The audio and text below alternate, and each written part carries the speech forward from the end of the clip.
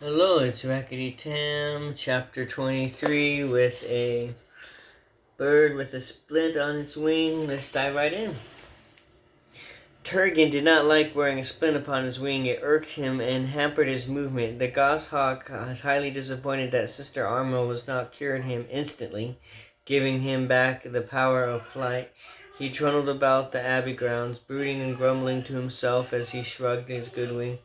Crack, this bird never fly. Turgan, you no use to any beast now. Vermin be glad of that.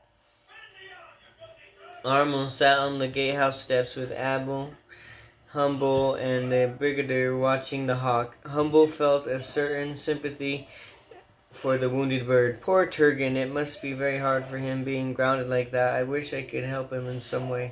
Sister Amel, however, did not share Humble's view. I tell you, that bird's trouble, Father. He's got no patience at all.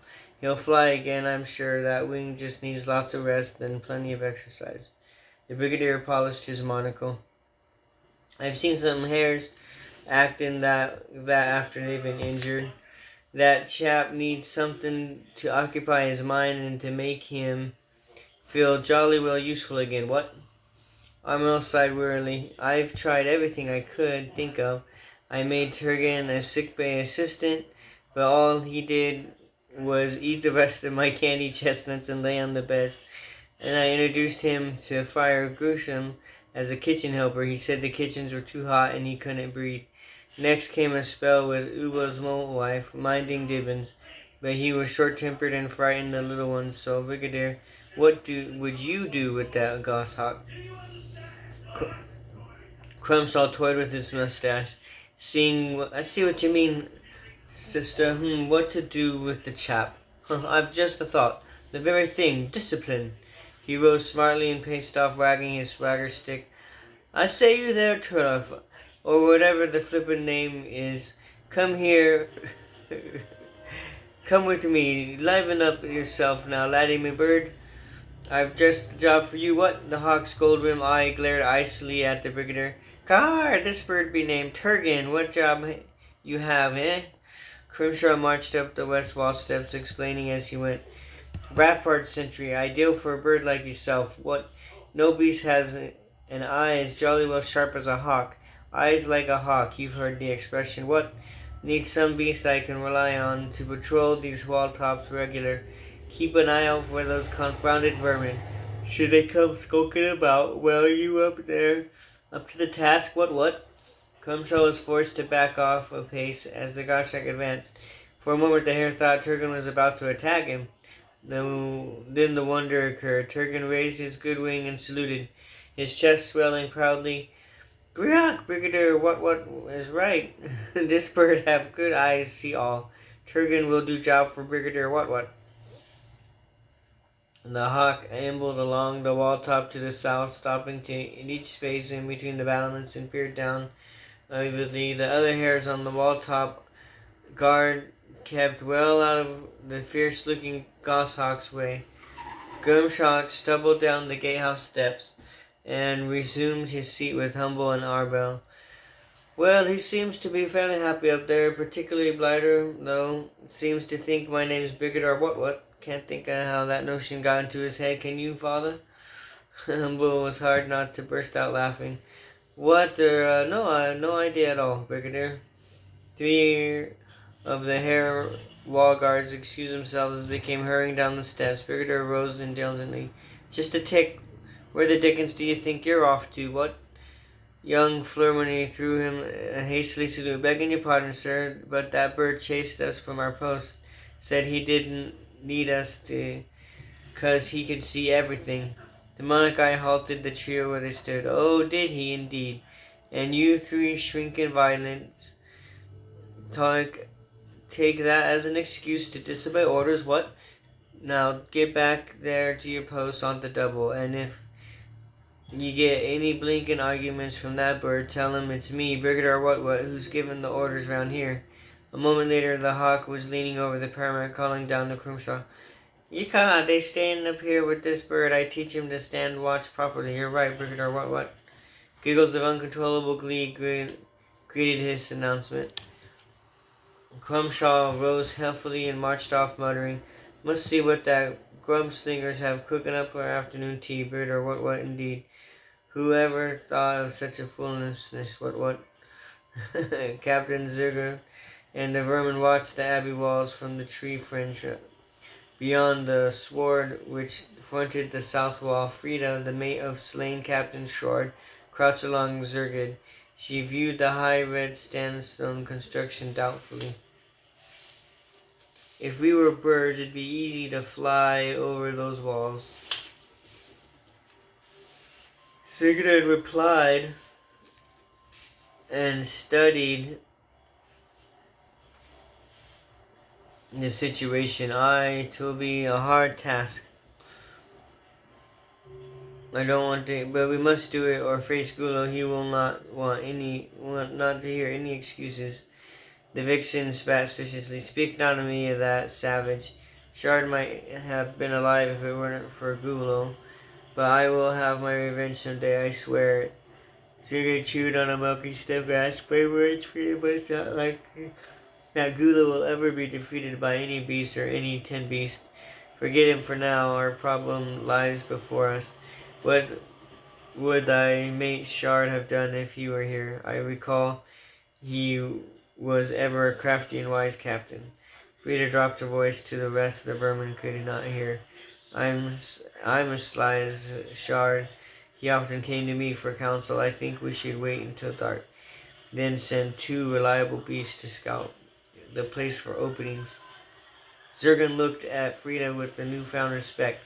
"A seasonable plan, but which one would you send?" After casting an eye over the vermin warriors, she beckoned both forth to Fergal and Grudu. "Attend Captain Zurg. He wants to speak with you." 2 big, white, well-armed foxes crept forward. Zergan eyed them approvingly. "When darkness falls, I want you to go scout around the outside of this place. See if you can find any weakness, a spot where we might enter in secret." Both foxes merely nodded, then went back to the rest among the trees. Frida whispered to Zurg, "They are a silent pair, but good, more reliable than ermine." Zurg lay back, closing his eyes and enjoying the sun. "We will see." The 2 hares, Cartwell and Frohman, were pacing the north wall together, as far away from Garsak as they could get. Cartwell's stomach made a ominous rumble. He held a paw to his mouth politely. "Pardon me. Time for afternoon tea, ain't it? I'm famished." Followan peered expectantly at the abbey door. "Chin up, we should be getting relief soon. Oh, corks, what does that flippin' hawk want now, huh?" Turgan was signaling them from the south wall, waving his good wing to attract their attention. Cartwell groaned. "Another one of his confounded lectures about having eyes as sharp as a hawk, probably. Come on, best stroll over there, or the nuisance won't give us a moment's peace."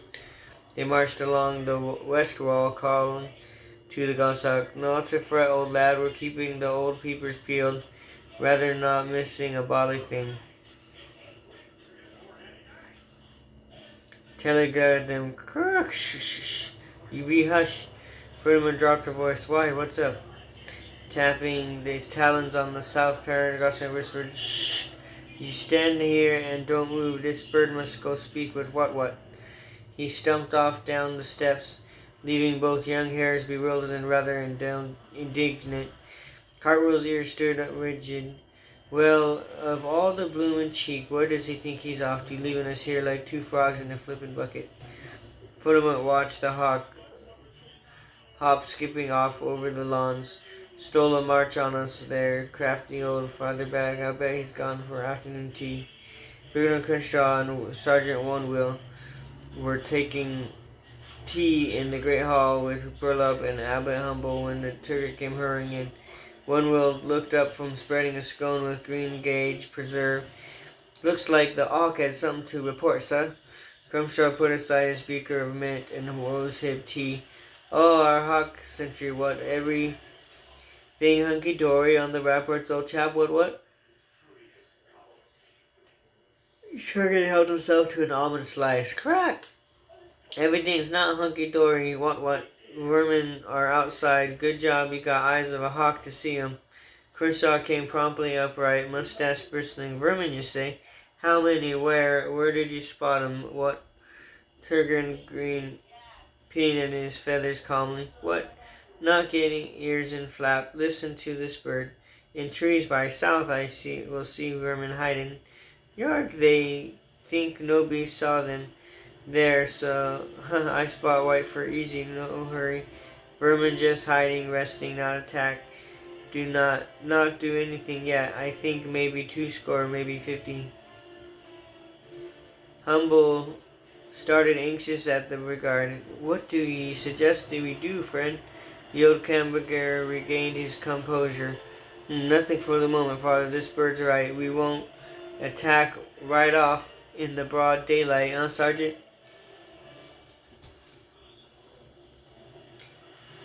One will put aside his scone. Aye, sir. Well, that they'll wait until the night time. I'd better get our lot on the alert. Crumpster cautioned Humble and Abbott, not a peep to your Redwallers. Mum's the word. Don't want a few score rascals upsetting peaceful creatures. We can deal with the blighters, believe me. Turner grabbed some scones and another almond slice. Yeah, this bird go back on wall top. I watch vermin close, but they not know I spy on them. Crumjock picked up his swagger stick. Very good, Sergeant. Turn the troops out.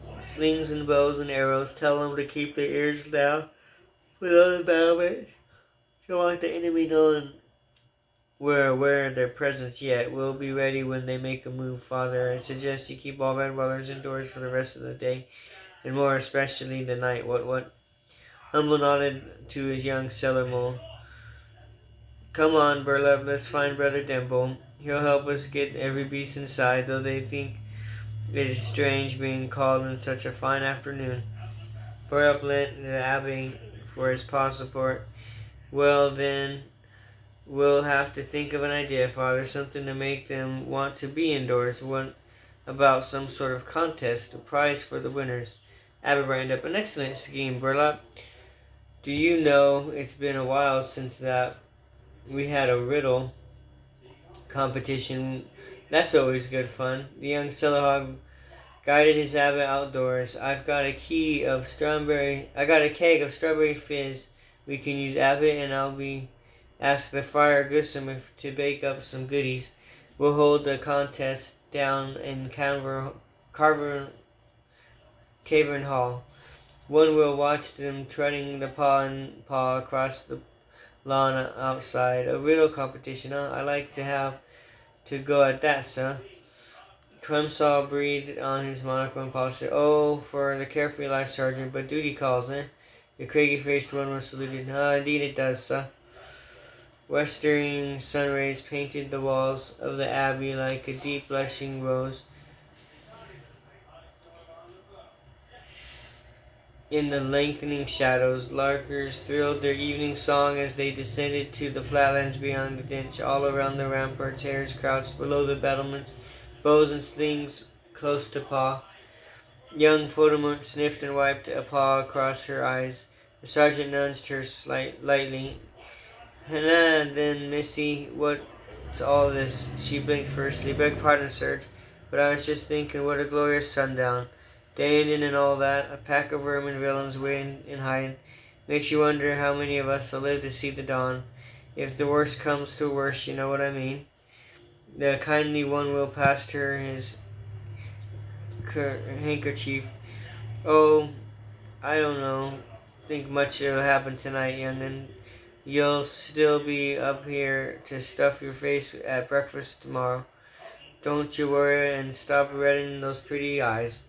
Down a cavern hall, Redwallers were eagerly watching Sister Screeve, who had devised most of the riddles, questioning Hither and Jim. Now I want you to tell me, who would be saying this? Why, Myrtle, me dear. Ouch, ouch. How nice to see you. Ouch. Likewise, dearie. Ouch. And how's your family? Ouch, ouch. Jim answered without hesitation. Mom, that's two old hedgehog wives hugging each other. Shreve tickled her parchment. Correct. Now stand over there, Jen. Next, please. Midge, the mole babe, strode boldly up. You now... Uh, you're now, Marm, and you don't ask in any old riddles of only ye and the infant. Shreve gave the mole babe a pretend scowl. I don't have any favorites. My questions are all hard, right? Answer this. You are a mole, he said, and he isn't a mole. He's not your father, yet you call him father. Who is he? Mudge stood gnawing his digging claw. Sister Armor whispered in the mobile's aid. He grinned, replying, that be he, Abbott, Mom. The recorder tickled her scroll. Very good. We call the Abbot by the title of Father. Correct. Stand over there. Mudge waved humble. Oh, don't call he Father, sir. I calls him Abbott. These I. The Abbot smiled absent-mindedly as he murmured to Burlock, I should be almost dark outside now. The young sailor hog patted his elder's paw. Don't worry.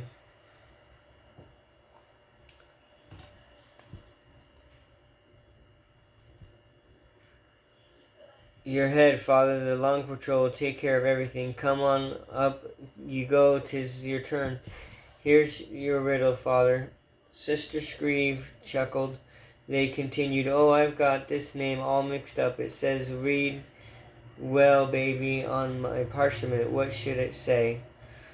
Humble looked distracted. His mind was on the vermin and the hares outside. I'm sorry, sister. I've no idea. I've encouraged him. Oh, come on, Father. It's easy. What do we call this lovely place where we live? Humble answered without thinking. Redwall Abbey. Why?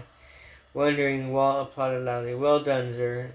That be's the answer. Redwall Abbey. Screevall pointed her quill at Armel. Any more helping with answers, sister, and it's straight to bed with you. The Dibbons roared in laughter at the idea of the informer sister being sent off to bed like a naughty babe. Darkness had descended outside. Captain Zurich signaled two scouts from the shelter of trees.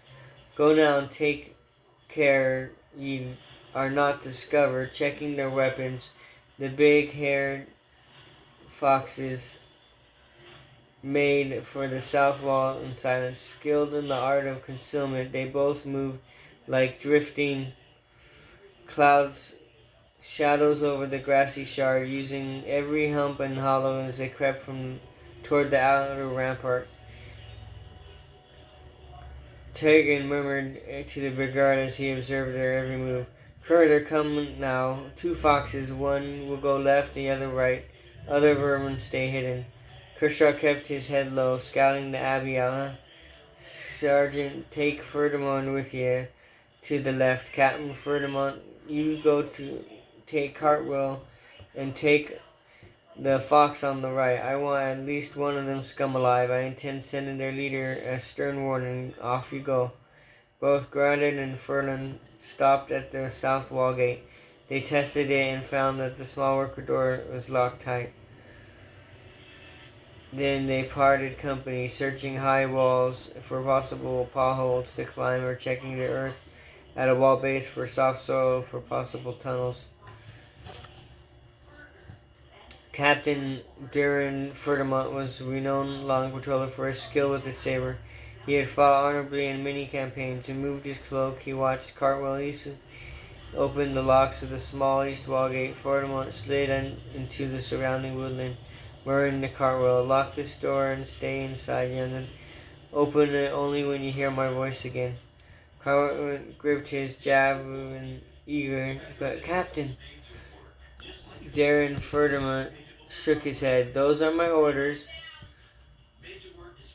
Obey 'em. Cartwell barred the gate, then hurried up the east steps to join some others who were spread along the wall top. Kersey, the runner who had lost her twin, gritted her teeth.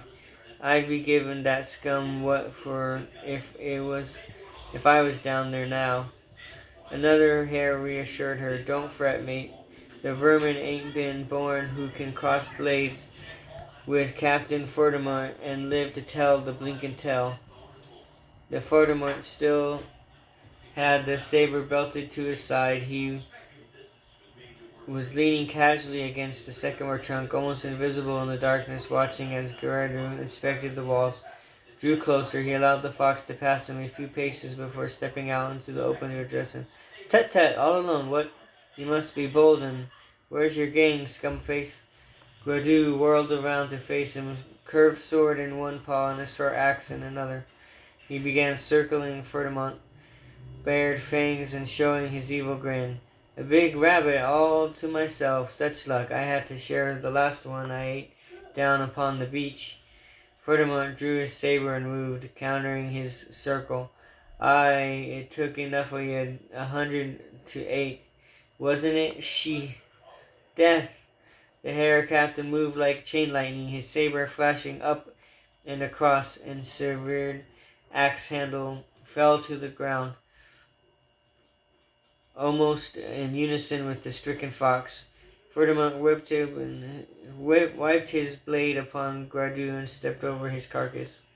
Cartwheel came dashing down the steps with Kinsey close behind. They wrestled the door locks and opened and stood staring at the captain in dumb admiration. He pulled Cartwheel out into the woodlands, rapping order at carelessly. "You, miss, bar the door. Come with me, Cartwheel. We'll go around the outside for the other running away from Sergeant One Will. We might be able to cut it off from him. Step lively now." The hares on the west wall stood with Ferdinand and One Will, peeping over the battlements as they monitored the progress in the remaining. White Fox sat along the outer walls. When Sergeant heard the main gates rattle slightly, he whispered to the hares around him, "Quick and quiet's the drill now, mates. We gotta take this vermin alive. Stick to my orders now, young'uns." Fragile the fox had his curved sword through a gap in the center of both gates, using it as a lever to release the long wooden bar. Then, without warning, the gates opened, swinging inward. Ferguson found himself facing a lean, grizzled One Will and 10 young hares. Instinctively he turned to run, but Captain Dermot, front to him, already had a saber point to his throat. "One move, sir, and you'll be crow meat." Sergeant One Will knocked on Ferdinand's blade aside. "Brigade orders, Mr. Durham. Put up your saber, sir. This one's mine. Sentries form a ring." Swiftly the hares made a circle around One Will and the big fox, holding up his paws to show he was unarmed. The sergeant addressed the hulking farmer. "You're a big, tough-looking murderer. Come on, let's see what you can do. An unarmed beast should be able to right mark for the likes of a bully like you." Furman had his curved sword ready, but he pulled a long dagger from his belt, charging at One Will double-bladed. The sergeant skipped to one side and clenched a paw, punching the fox's shoulder twice. Rap, rap. The dagger clattered among the path, with his numbed paw held limply by his side. Ferguson left out a billow on his pain, swinging his sword back in the effort to cleave his opponent's skull. Woof! The wind was driven from him by a hard right to his stomach. The fox bent almost double, and crouching, One Will delivered 2 hard uppercuts to the vermin's face. Stepping up on the sword blade, the sergeant trapped up against the ground. He grabbed Fermel and hauled him upright. Just 1 second for the train. Come up, you bucko. Let's get this sword in the shape you can make." Fermel's fangs almost bit the tip of One Will's nose, but the hare's forehead shot forward like a battering ram. Crack! Minus a few teeth, the big fox lay stretched unconscious in the center of the circle. One Will kicked aside his enemy's blade, staring woefully at Fur Girl. I was just getting into me stride when he goes and lays down on me. Vermin, no backbone, no grit, huh? The young hares applauded him lustily. "Oh, well hit, Sarge. That taught the bladder lesson. What? Rather big, Claude. Didn't know his bottom from breakfast when you decked him. You must have had a head like a bloomin' boulder, Sarge." Ferdinand stirred the prone fox with his saber. "Nice job, Sergeant, but personally I wouldn't sold my paws on scum like that. A blade's the only cure for vermin, what? Righto, chaps, drag him aside and close the gates. I expect old Crumsaw will want a word with him when he wakes up." Down in Cavern Hall, Burlap had tapped his keg of strawberry fizz and poured out beakers, one for all. Will's sister Screeve and Jim distributed Fireglims, fresh pies, and tarts. The riddle contest had ended with a unanimous decision that every bee should share in the prize. Abbot Humble was still looking worried and preoccupied when Sergeant Winwill entered, accompanied by several young hares. Humble immediately accosted him. "Any news of vermin attack, Sergeant?" The vermin saluted, smiling. "Bless your old heart, Father. There ain't been no need to worry. Brigadier says for you to rest easy, and the emergency is over." The home-loving abbot heaved a huge sigh of relief. "Season be praised. What would you and your hares like to supper with us?" "There's plenty for all, Sergeant." One will accept the invitation gratefully. He enjoyed the unexpected treat as Devons gathered round him, exclaiming, "Sergeant, we've had a riddle concert." And Sergeant took Miss Me Mouse Babe on his knee. "You don't say a riddle concert? What's that?" Sister Arnold filled the beaker with fizz. "She means a riddle contest, Sergeant."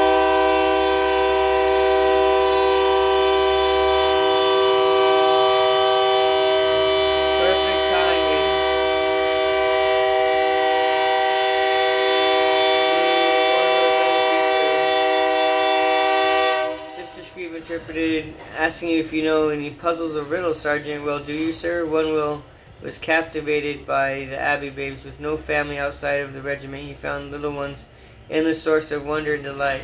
"All I know's hundreds of 'em, Beauty. Sing one for ya. I ain't no singer, but I've given it a try." Humble introverted. "Don't bother the Sergeant, Perkle. He's had a hard evening. I expect he's tired." But one will reassured the abbot. No, Father. Sergeant, singing for the little ones, no bother. I'd sooner be here singing for the babies than there knocking the stuffing out of the vermin. Right, here goes." The sergeant sang an old tongue twister, which he was new to the Devons, but all the older Redwaters joined in each chorus heartily. "There once was a frog, and his name was Old Gog. He lived in a log atop of a bog. He loved the plum and pudding and gooseberry pie, but if any beast dared to come here, he'd cry, 'Frog, bog, log, glog, pudding and pie,' and loudly cry, 'What a hard, terrible life!' To his abode down the road came the toad, bearing the load as she puffed and blowed. 'I'm tired of this bundle on top of my head. I'm almost half dead, and if I'm fit to be wed, frog, bog, log, glog, pudding and pie,' he loudly cried. Abode, road, toad, load, head dead, free bed, be wed. What a hard, terrible life!" He took both her paws and pulled her indoors. She swept the floors and did all his chores. Her burden came open, 10 tadpoles jumped out. "Oh, good day to you, Dad," they all gave a shout. "Frog, bog, log, log, pudding and pie," he loudly cried. Abbot, road, toad, load, head dead, fit to be wed. Dad, the frogs got mad. What a hard, terrible wife." Abbot Humble patted the sergeant's back amid cheers and whoops. He called to Winwill, "Thank you, friend, and all your gallant hares. Thank you for everything from every beast in this abbey." And that is chapter 23.